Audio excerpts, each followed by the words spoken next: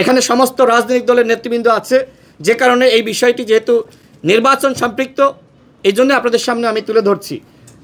আপনারা জানেন যে রিফাইন্ড আওয়ামী লীগ নামে আওয়ামী লীগকে ফিরিয়ে আনার একটি চক্রান্ত শুরু হয়েছিল। এরপরে জাতীয় পার্টির কাঁধে ভার করে আওয়ামী লীগকে ফিরিয়ে আনার চক্রান্ত শুরু হয়েছিল।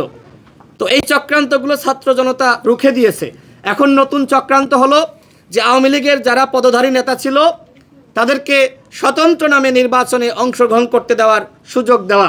আমাদের দলের পক্ষ থেকে ইতিমধ্যে আমরা প্রধান নির্বাচন কমিশনার বরাবর এবং অন্যান্য নির্বাচন কমিশনার বরাবর আমরা স্মারকলিপি দিয়েছি এবং আমরা আহ্বান জানিয়েছি আগামী নির্বাচনে এই নিষিদ্ধ আওয়ামী লীগের কোনো পদধারী নেতা স্বতন্ত্র বা অন্য কোনো নামে নির্বাচনে অংশগ্রহণ করতে পারবে না। যেহেতু দল হিসেবে আওয়ামী লীগ নিষিদ্ধ হয়েছে, তাদের সাংগঠনিক কার্যক্রম নিষিদ্ধ, সুতরাং এই নিষিদ্ধ সংগঠনের কোনো নেতা স্বতন্ত্রভাবেও নির্বাচনে অংশ নিতে পারবে না।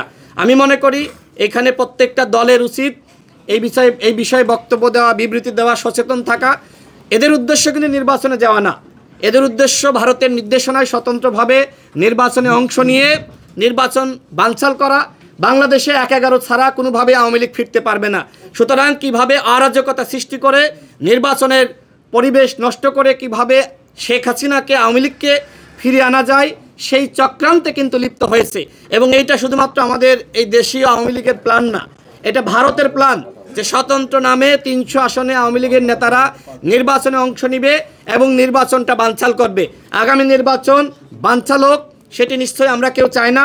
সুতরাং আগামী নির্বাচনে ডামি মামি স্বতন্ত্র কোনোভাবেই আওয়ামী লীগের পদধারী নেতারা অংশ নিতে পারবে না। সেই বিষয়ে আপনাদের সকলকে সোচ্চার থাকার আহ্বান জানিয়ে এবং আজকের এই আয়োজকবৃন্দকে ধন্যবাদ জানিয়ে আমি আমার বক্তব্য শেষ করছি। আল্লাহ হাফেজ, আসসালামু আলাইকুম।